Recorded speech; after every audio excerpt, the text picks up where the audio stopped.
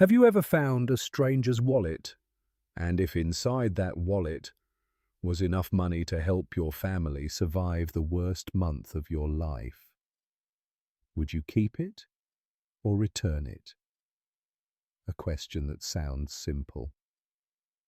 But for Mason Cruz, a 12-year-old living in the slums of West Houston, it was a choice between honesty and survival. Mason was no hero. He was just a boy who often skipped dinner to save the last carton of milk for his little sister. A boy who walked to school in the rain because his mother's 2 jobs still couldn't afford a bicycle. A boy who had never once known what it felt like to have a full birthday. And that afternoon, Mason was walking home like he always did, down a quiet street where crooked power poles leaned like tired giants and dogs barked from far-off alleys. He bent down and picked up a black leather wallet lying silently beside a dried-out planter. It was a moment no one seemed to notice, but that single moment would change the life of more than just one person. Inside the wallet was cash, enough to cover this month's rent, replace the broken hallway light, buy milk, and bring home a warm dinner for his mother, who had just finished her second shift of the day. But there was something else. A photo, a card, a name everyone knew. Jordan Knight, rapper, music producer, media millionaire. And in just 10 seconds, a boy had to choose between a warm dream for his family or the quiet truth of right and wrong he saw in his mother's eyes. He chose the second, and from that choice began a chain of miracles no Hollywood script could ever write. Because this isn't a movie, this is a truth that stirs with every breath. January in Houston carries its own kind of chill, not as harsh as the North, but sharp enough to slip through thin jackets, sneak past cuffs, and weave its way into every crack of old rooftops.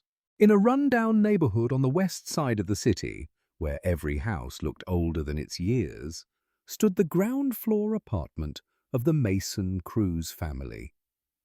Mason, 12 years old, was the eldest child. He lived with his mother, Clara Cruz, a woman who worked 2 jobs. By day, she was a kitchen assistant at a small diner. By night, she mopped the floors of the local hospital. And there was his little sister, Sophie, just 4 years old, who often ran fevers whenever the weather turned cold. The family had no car, no reliable heating, and most nights dinner was instant noodles divided 3 ways. Clara never complained. She would simply tell her children, "We may not have much, but we have each other, and we can live upright with that." Mason loved his mother. He always tried to ease her worries, even though he himself often dreamed of having enough school supplies, a hot breakfast, or simply a night of sleep not so cold that it turned his fingertips purple. He was the kind of student who never drew attention. Quiet, gentle, the one who stayed behind to help the teacher erase the board after class. His classmates liked him, but everyone knew Mason rarely hung out, because there was nothing at his house to invite friends over for.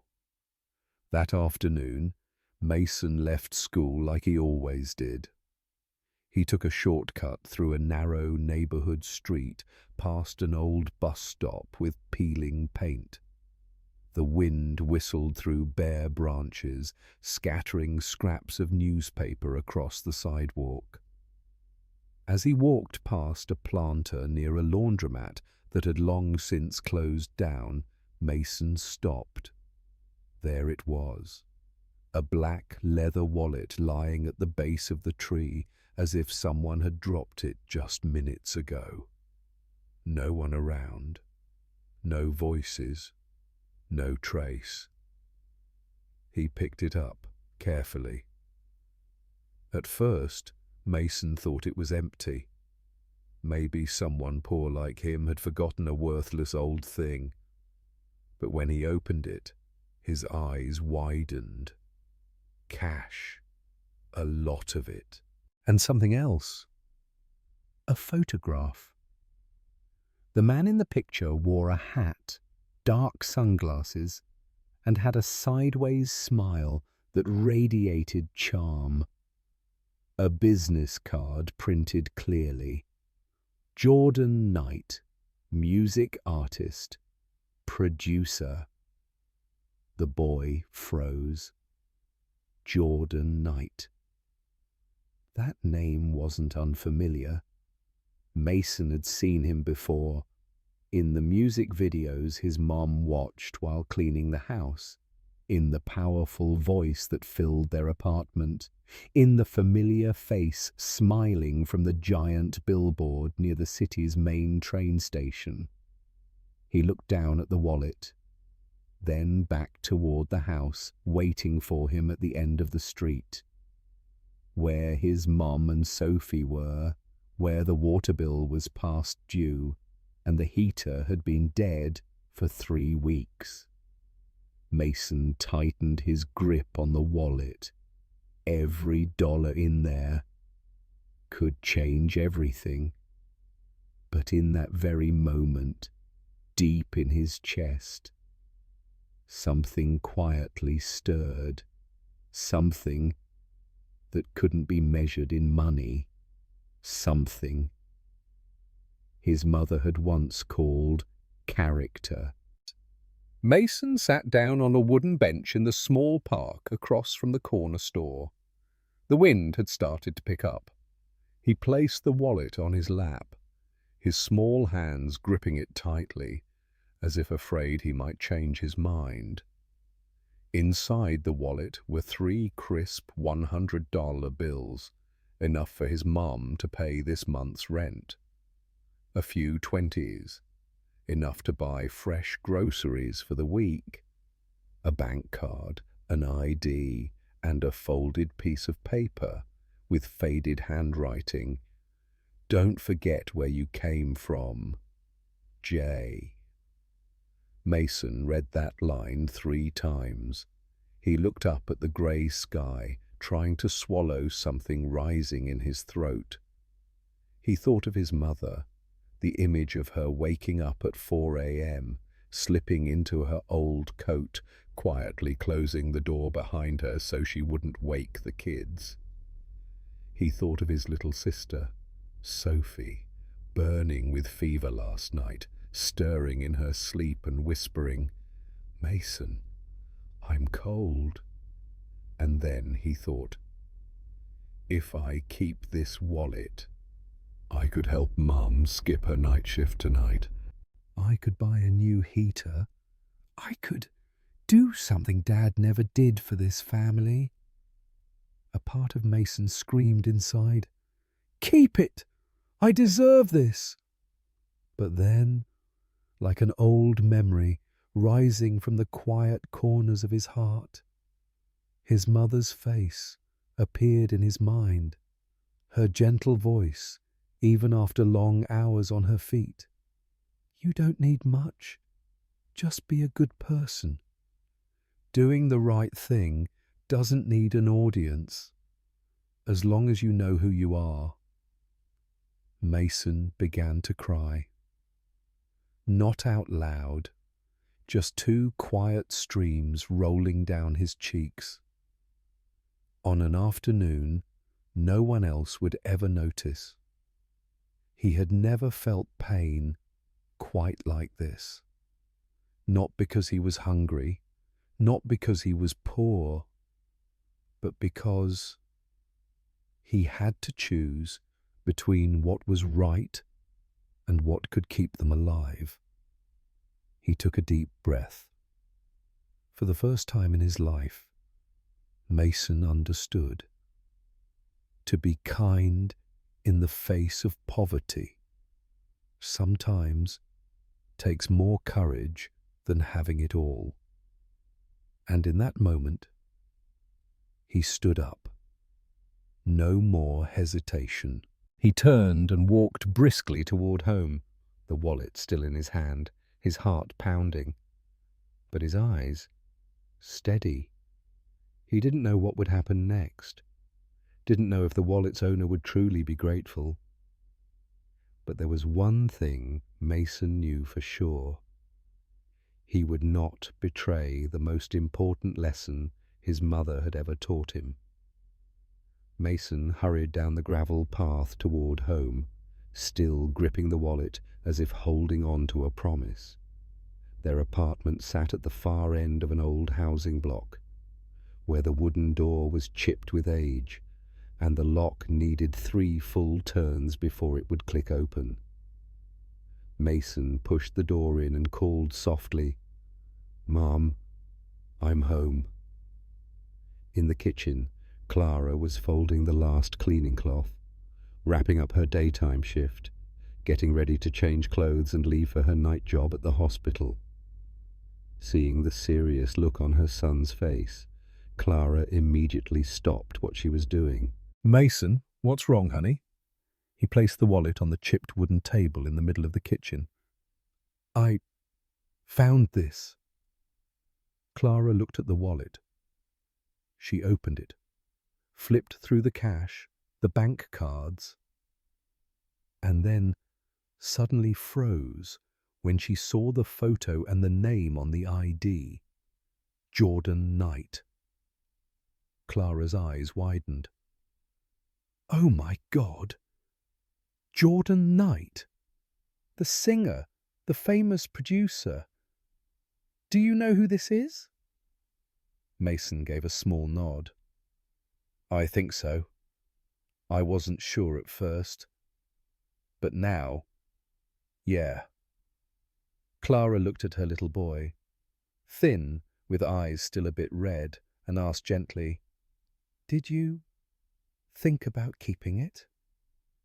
Mason was quiet for a moment, then answered honestly, "Yes. I thought about using the money to help you and Sophie, but I couldn't do it.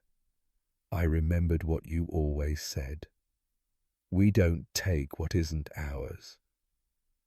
Clara stepped closer and placed her hand gently on her son's shoulder. Her voice trembled, not with anger, but with emotion. "You've made me prouder than anything I've ever done in my life." Mason bit his lip. He spoke like a little man. "But if we don't return it, someone else might find it, and they might not do what I did." Clara nodded. "Then we need to act before it's too late." The only problem was, they didn't have a phone of their own. Clara thought for a moment, then grabbed her coat and led Mason next door to the home of Aunt Rosa, who lived with her 2 sons. Aunt Rosa was kind. She often lent them cooking oil or sugar whenever Clara's kitchen ran dry. Clara knocked on the door, gave a brief explanation, and asked to borrow her phone to look up contact information for Jordan Knight. After several searches, they found a phone number connected to his management company, True Stage Entertainment, based in Los Angeles. Not knowing if it would work, Mason still insisted on making the call. He pressed the send voice message button and carefully recorded, "My name is Mason Cruz. I'm 12 years old and I live in Houston. I think I just found Mr. Jordan Knight's wallet. I didn't take anything. And if it really belongs to you, please call back. I just want to return what's yours." Clara heard those words, and suddenly felt the sting of tears, not because of the wallet, not because of fame, but because her son had chosen what was right, even when their family had nothing but their dignity. They walked home, arms around each other, and held on to hope. No one knew whether the person on the other end would ever respond. But Clara knew this. Even if nothing changed tomorrow, her son's conscience would still be whole. Meanwhile, in a high-rise office in downtown Los Angeles, Jordan Knight, the singer and music producer, was in a production meeting for his upcoming video. His phone buzzed. A notification from his personal assistant. Urgent message from the public relations team. There's a boy named Mason Cruz in Houston who says he found your wallet. Jordan froze. His hand went instinctively to his pocket. Empty. Only then did he realize. The black leather wallet he'd carried for over 10 years was gone. But it wasn't just a place to keep money. It held the last letter from his late mother, the first Polaroid photo with his younger brother, who'd died in a car accident, and the old hospital card from the clinic where he'd received treatment during the darkest year of his life. Jordan fell silent. He could have his assistant fly to Houston right away. He could ask someone to FedEx the wallet back. Or he could quietly move on, like he'd learned to do with so many small things life forced him to forget. But this time he said, "No, I want to meet that boy, in person." Everyone in the meeting room stared. "You want to go there yourself? No press coverage?" Jordan simply smiled. "No one else needs to know. But that boy, he needs to know just how much his actions matter." The next morning, a black SUV turned into a quiet neighborhood in West Houston. No entourage, no reporters, no bodyguards. Just a man in a baseball cap, gray hoodie, jeans, and a simple pair of white sneakers. Jordan Knight stood in front of a small park, the spot where Mason's family had arranged to meet. The park was empty. The sun had barely risen. An old stone bench rocked gently in the morning breeze. And sitting on it was a boy, Mason Cruz. He sat upright, the wallet resting on his lap, his hands gently folded over it, eyes fixed on the ground as if rehearsing everything he wanted to say.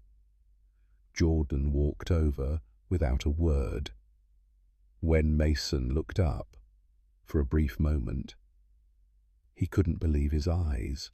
The man he'd only seen on posters, heard singing from the stereo while his mum cleaned the house, was now standing right in front of him, real and almost grateful. Jordan smiled gently and reached out his hand. "You must be Mason, right?"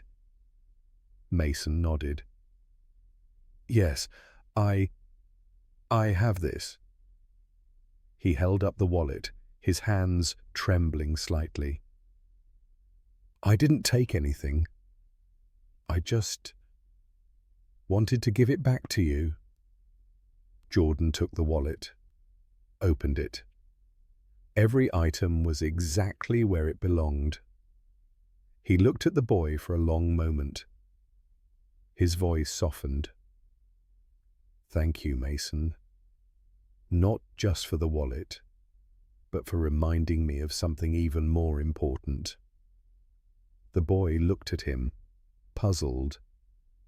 Jordan leaned down, resting a hand on his shoulder. "You did the right thing, in a world where too many people have forgotten the value of that. And because of you, I believe maybe there's still hope." Jordan Knight sat down on the old wooden bench next to Mason, the early morning light filtering through the leaves, casting soft beams across the ground. For a few seconds, neither of them spoke. Only the rustling of leaves and the slow, quiet breath of two souls. One, a man who had once walked the grandest stages in the world, and the other, a boy who had once divided his dinner into 3 parts. Finally, Jordan spoke. "Can I ask you something?" Mason nodded. "What made you decide to return this wallet? No one knew you found it. And, looking at you, I can tell your family's not doing so well." Mason was quiet for a moment. He looked down at the frayed edges of his worn-out shoes, then answered slowly. "At first, I did think about keeping it. With that money, my mum could pay the rent. I could fix the heater, buy more food." His voice paused. A gentle breeze passed between them. "But when I saw the photo in the wallet, and then read the handwritten note, 'Don't forget where you came from,' I thought of my mum." Jordan leaned in, listening closely. "She always says, even if we're poor, we still have a choice. To be kind, or to be shaped by the hard things around us. And if we want the world to be better, it has to start with us." Jordan felt a tightness in his throat. Mason looked up at him, his eyes both innocent and wise beyond his years. "I didn't want to take something that wasn't mine, even if it could change this whole month for us. If I did that, I think I wouldn't feel like me anymore." Jordan said nothing at first, just looked at the boy, and in Mason's eyes he saw himself at 12, before the fame. Back when he was just a kid, tying his shoes with old phone cord, dreaming of one dinner with the whole family under a working light. Jordan took a deep breath. "Do you know what this wallet holds?" Mason shook his head. Jordan pulled out the small slip of paper, the one with the words, "Don't forget where you came from, Jay. This was the last thing my mother ever wrote. She gave it to me the day I left home to chase music. Every time I've lost my way, I've read this." He paused. "And today, you, a child who never even met her, taught me something that even all these years of fame never could. Character doesn't need to be spotlighted. It just needs to be chosen in the dark." Mason looked at Jordan, unsure of what to say. Jordan leaned down, placing a hand on the boy's shoulder. "You are truly a kind soul, Mason, and that has touched my heart in a way no one ever has." The wind swept through again. The sun climbed higher, casting a warm light over the two of them. One, a man who had once lost his way in the glitter of the world, and the other, a boy who had just helped him rediscover the one thing that mattered most: faith in kindness when no one is watching. As their conversation faded into quiet, Jordan looked at Mason for a long moment, as if trying to memorize every word the boy had spoken. A man used to empty praise and rehearsed applause, now found his heart stirred by a child, with nothing in his pockets but clean hands and a faultless heart. He spoke softly, like a man who had lived through much and was finally confessing something to himself. "I used to think that good things needed cameras, needed stages, needed millions of views to matter. But today, I realized some things are quieter, but far deeper. Mason sat still, his hands folded together. He wasn't used to praise. He had only done what he believed was right. Jordan gave his shoulder a gentle pat. Mason, I can't just walk away like nothing happened. I don't believe in repaying kindness, but I do believe in continuing it. And now, I want to do my part. Mason looked up. What do you mean? Jordan stood, his eyes firm with purpose. I'm going to cover your family's rent for the next 6 months. Not out of pity, but because you deserve a better starting point. And your mum, Clara, right? I'm going to arrange for her to have a better job opportunity. Something truly stable. No more double shifts every day. Mason's eyes widened. Jordan raised a hand, gently stopping him from saying anything.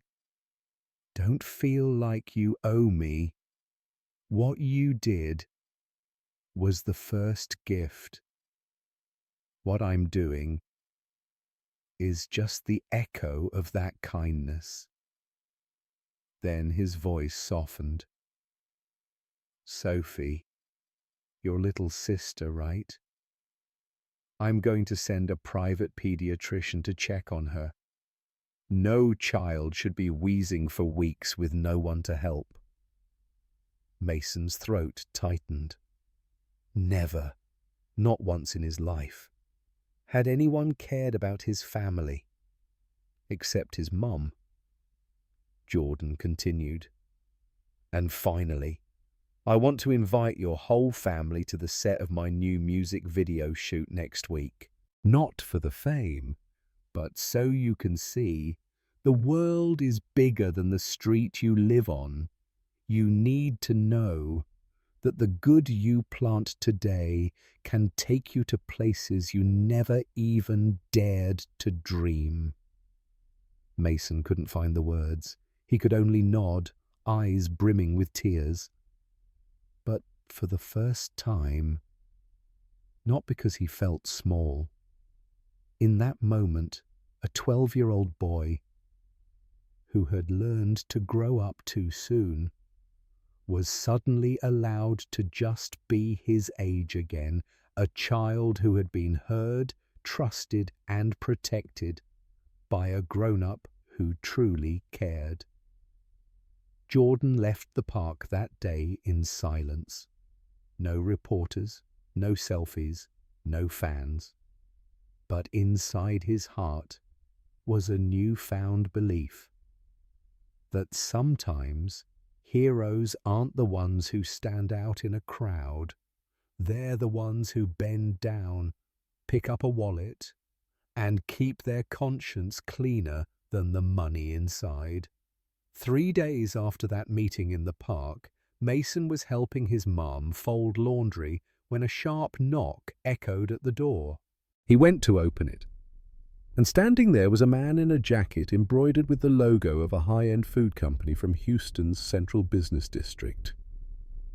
"Hello, Miss Clara," the man said as Mason's mother stepped out, still wearing her old apron. "I'm Daniel from Human Resources at Green Table Foods. Mr. Jordan Knight referred you to us." Clara looked confused. I'm sorry. I don't quite understand." "He told us you're hard-working, principled, and simply in need of a fairer opportunity. We'd like to invite you to our office to interview for a warehouse management position. It's full-time, includes health insurance, paid leave, and a steady salary." Clara stood frozen. No one had ever offered her a chance. Everything she had ever done came from scraping together hours and trust from uncertain places.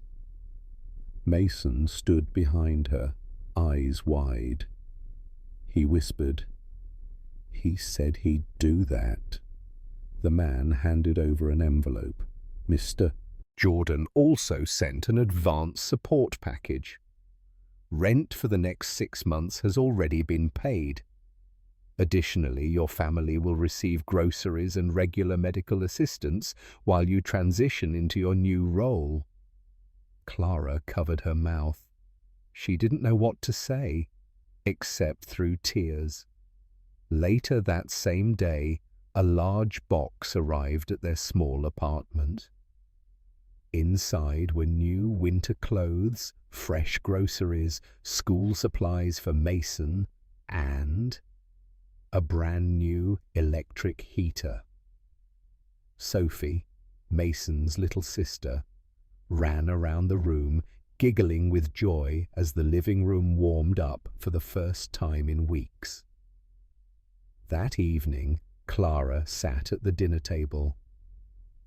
For the first time in a very long while, with a full meal, not split into 3 meager portions. She held both her children's hands and said through trembling tears, "We didn't win the lottery. We won someone's heart." Mason smiled softly. He didn't feel like a hero. He just felt like things had begun to shift. Like a gentle answer from the universe to a decision he had made from the heart. To him, not every gift Jordan Knight sent was the most precious. The most priceless one was that Jordan had believed in him, had kept his word, and had turned a simple "thank you" into something real. Mason had no idea that the moment he returned the wallet to Jordan Knight, a moment he thought would exist quietly between just the two of them, had a silent witness. Mrs. Martina Morales, 68 years old, a retired school teacher, lived right across from the park. That morning, she had been out for her early walk with her little dog Toby when she happened to stop near the bench where Mason and Jordan were speaking. She saw a thin boy holding out a wallet with both hands. Saw a man rest his hand on the boy's shoulder, his expression deeply moved, genuinely so. Her instinct, sharpened by over 30 years in the classroom, told her to take out her phone and record a short video. Not to shame, not for views, but because she felt something real, something that needed to be preserved. The video was exactly 46 seconds long. In it, Mason says, "I didn't take anything. I just felt it was important." Jordan nods, gently squeezing the boy's shoulder, and says, "Thank you for doing what's right." And that was it. No effects, no background music, no spotlight. Just a moment. One quiet, honest moment strong enough to make someone, somewhere in the world, stop and reflect. That evening, Mrs. Martina posted the video to her personal page with a simple caption. "I don't know who this boy is, I just know.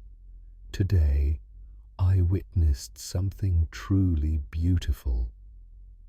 The hashtag, The Wallet Boy, began to spread. Then came, "Kindness still exists," and the comments poured in. "I cried watching this. There's still hope in the world." A child who understands character better than most adults I know. Within just 24 hours, the video had been shared over 200,000 times. Many viewers recognized the man in the clip as Jordan Knight, an icon in the world of music and entertainment. But what truly made them pause wasn't the fame. It was the boy, unknown, no titles, no new clothes, just a pure, unshakable spirit. The media began to take notice. The local news station Houston Today reached out to Mason's family, asking for permission to cover the story. At first, Clara declined. She didn't want Mason to be overwhelmed by attention. But then Jordan called her personally. "This isn't about putting him on a pedestal," he said. "It's about reminding the world that doing the right thing can still be passed on, even when it starts on a quiet little street." The next day, the evening news aired the story. The headline read, "12-year-old returns wallet to celebrity and moves an entire city." Mason's image appeared, wearing his old button-up shirt, standing beside his mother and little sister, humble but quietly confident.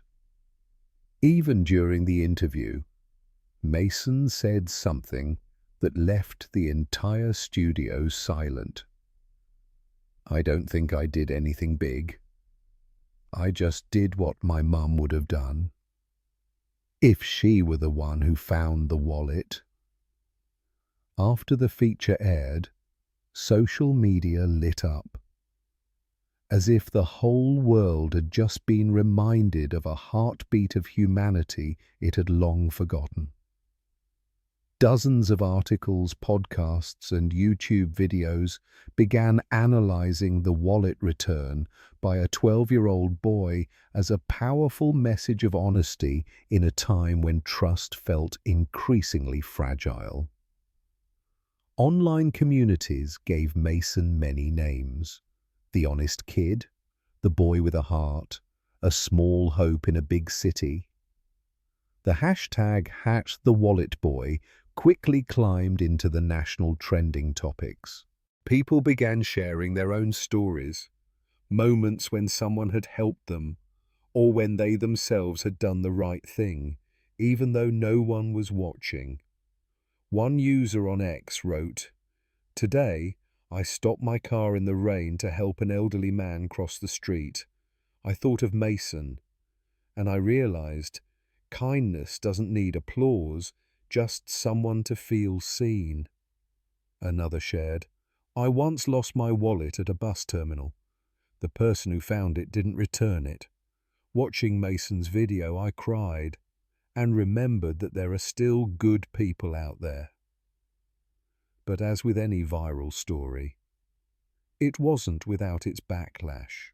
One controversial tweet began to spread rapidly. "That's funny. A kid does the right thing and makes the news while millions do the right thing every day and no one says a word." Another post on a major forum questioned, what if the wallet hadn't belonged to someone famous? Would this story have been told? Or does kindness only matter when it collides with power? A journalist from the Houston Chronicle interviewed Jordan Knight to address the growing wave of criticism. He answered simply, "I'm not honoring the boy just for doing the right thing. I'm honoring him for doing the right thing when no one expected him to." In a world where wrongdoing often gets rewarded, Mason reminded me that sometimes silence is the loudest voice of all. Later that evening, a sociology professor appeared on a local news segment and added, "We're not celebrating the act of returning a wallet. We're celebrating the rare purity of a child in a society where suspicion has become instinct." And then, something unexpected began to happen. In a strange twist of fate, the criticism only amplified the story. Because with every skeptical comment, more people found themselves quietly asking, "Would I have the courage to do the right thing?" If no one was watching, if it were me, would I have returned the wallet? Mason's story became an unexpected mirror, reflecting trust, doubt, and a collective longing for a kinder world back at everyone who saw it. And then, as the video and TV segment continued to spread, the ripple effects began in places no one expected. The middle school where Mason studied, Eastwood Junior High, called an emergency meeting with the administrative board. In just a few days, the school had received hundreds of emails from parents, teachers, and students across the country, asking for permission to share Mason's story as a living lesson in ethics and integrity. Principal Janice, after hearing Mason recount the entire story in the teacher's lounge, sat still for a moment, then said quietly, "No one taught you this, Mason. You were born with that in your heart," Principal Janice said softly. "But because of you, we're going to start teaching again. The things the world has forgotten." The very next week, the school hosted a special assembly themed Integrity in Silence, Doing the Right Thing When No One Sees. Mason was invited to speak in front of more than 300 students. He wore a white dress shirt. His hands trembled slightly, but his voice remained steady. "I'm not a special person, but I have a mum, and she taught me this. When the world is unfair, don't be part of it."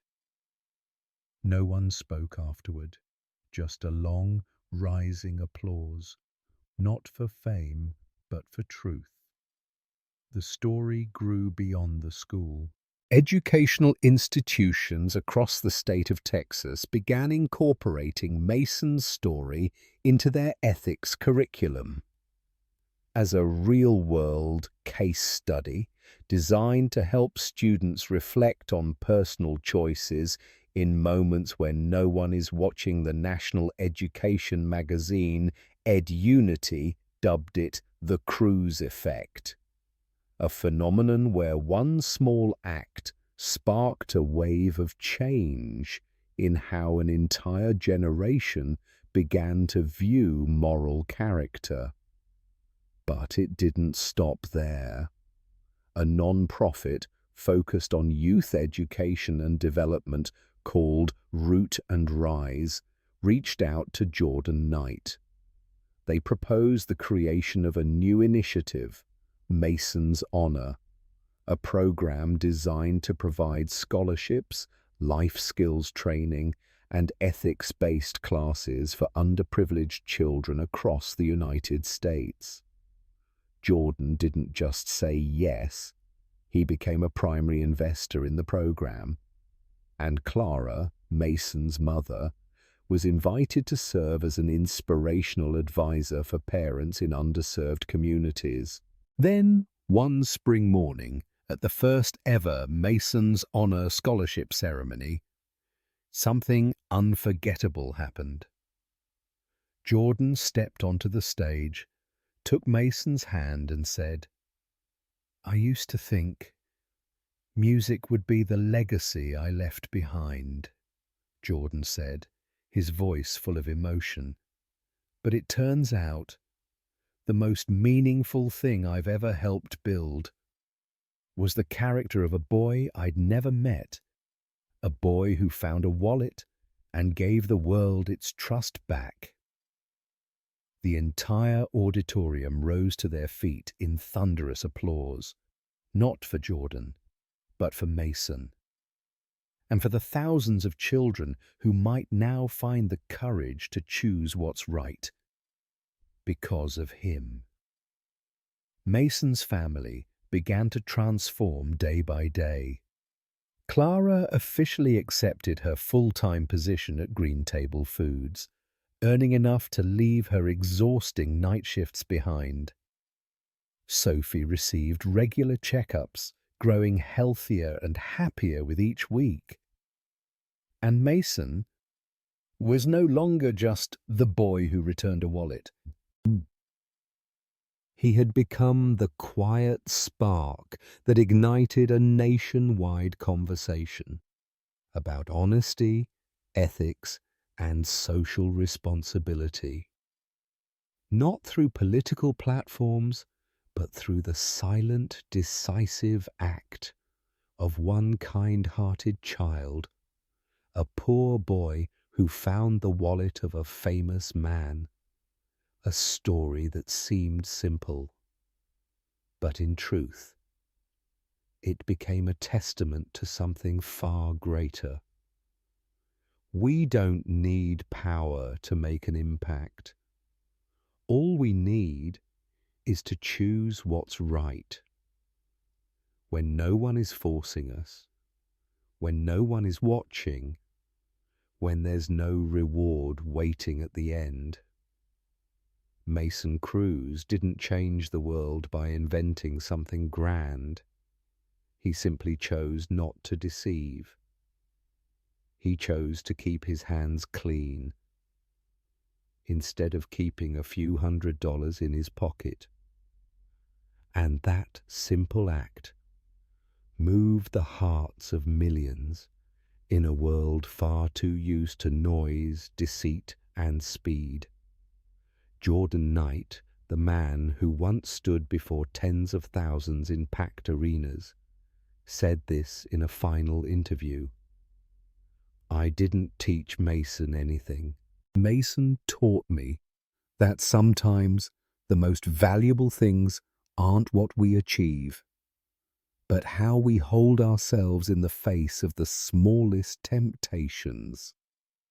This story didn't end with a viral video. It continues to live on in classrooms, in parent-teacher meetings, in education columns, and in the hearts of those who had once lost faith in kindness. As for Mason, after everything, he's still just a boy walking home after school with a frayed backpack and worn-out shoes. Only one thing has changed. Now, with every step he takes, he leaves behind a quiet echo that reminds the world what's right still exists. Kindness still lives. And sometimes, light comes from the humblest of places. If you're watching this video, maybe someone once helped you for no reason at all. Or maybe you were the one who chose kindness, even when no one noticed. And if this story has touched you, share it with a friend, a child, a teacher, a parent, or simply to remind yourself you don't need to be famous to inspire. You just need to do what's right, even when no one's watching. If you believe goodness still exists in this world, if someone once helped you and expected nothing in return, if you believe that a single right action, even a small one, can change someone's day, change someone's life, or even someone's little world, then share Mason's story with someone you think might need a spark of hope today. Leave a comment below. I choose what's right, even when no one sees. Because maybe those words will be the reason someone out there chooses to believe in goodness again tomorrow. And if you've ever met someone like Mason, someone who lives with quiet integrity, who doesn't need the spotlight to do the right thing, tag them, send them a thank you, because this world is holding together thanks to people like them.